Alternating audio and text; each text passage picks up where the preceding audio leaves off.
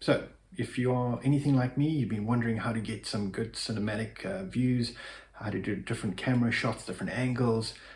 Wow, I wish I'd known this before, but happy to share it.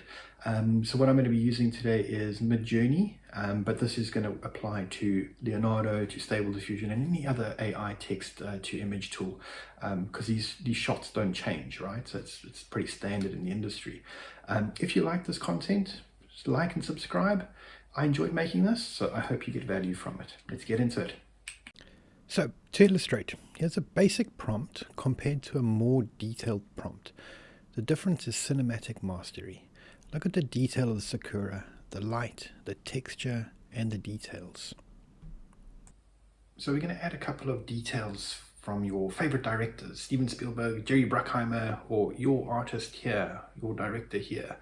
We're going to add in camera type, the shot that we would like, the focus, add in a bit of lighting, and ultimately add in some more details around the granularity. Let's give it a go. First off, camera types. As the models have been trained on various styles and camera images, it can also reproduce these images similar to these cameras. First up, Canon EOS 5D, great for portraits and landscapes and events. Then we have the Sony Alpha A7, great for general purpose. The Hasselblad X1 is great for fashion, product, and landscapes. Then we have the big daddies, the super cinema cameras. We've got the Sony Cine Ultra and the Canon Cinema EOS. Next up is the shot type. It's important to know what angle you want.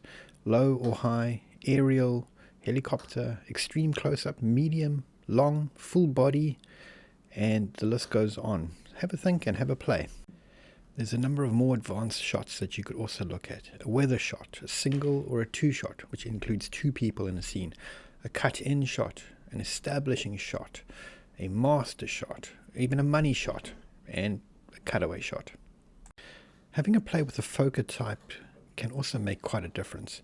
So there's focus pull, rack focus, a tilt shift, and my two favorite, deep focus and shallow focus. A deep focus is when both the subject and the environment are in focus. A shallow focus is where the subject is crisp and while the background is out of focus or blurry. Right, lighting prompts are really key here. So we've got low key, which gives you that mysterious look. High key lighting, which is comedy, no shadows, quite glossy. Rim lighting, which is for character emphasis, my personal favorite. And practical lighting, we can actually see a light in the room. And then motivated lighting, which is almost your natural source of lighting. Right, so we now need to stitch it all together. So the prompt structure goes the shot type, whether it's cinematic style, subject of the scene, extreme detail of the face, of the clothes of the subject, beautiful textures is something I like to add, ultra realistic, and then the camera type. We also want to set the mood, so pop in the lighting, and then a couple of things I use as standard, so 8K, ultra high definition, and then adding a suffix for the aspect ratio, so 16:9 or 9:16 for portraits, and these are pretty decent.